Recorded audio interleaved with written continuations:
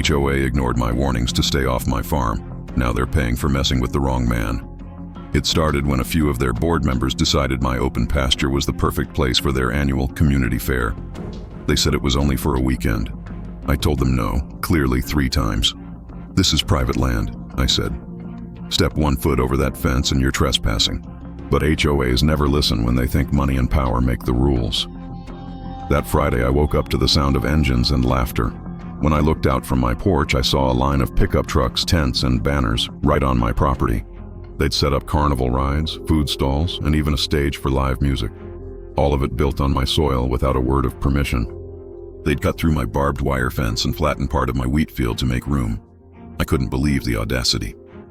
I walked down there, camera rolling. The HOA president, Steve, saw me and grinned. "Relax," he said. "It's for the community. You should be proud your land's being used for something fun." I told him, "You just made the biggest mistake of your life." He laughed and waved me off. So I left, quietly, because revenge works best when it looks like patience. First, I called the sheriff and filed a trespassing and property damage report. Then, I called my lawyer. By noon, I had drone footage of every inch of the fairgrounds. People eating, dancing, parking their cars across my wheat rows. Every single one of them on private land, mine. The next morning, just as the event hit full swing, 3 sheriff cruisers rolled up with flashing lights. They stopped the music mid-song. One deputy grabbed a loudspeaker and announced that everyone was on restricted property.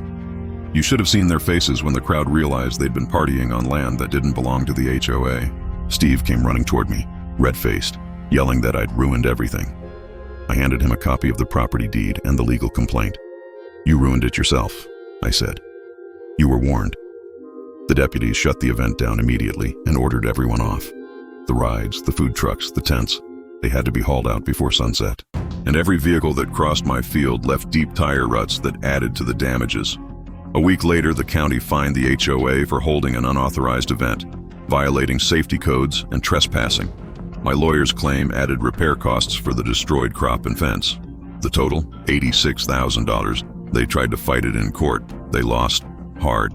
Now every month they're sending me payment checks under a legal settlement labeled land use restitution. The same board members who ignored me now wave politely every time they drive by.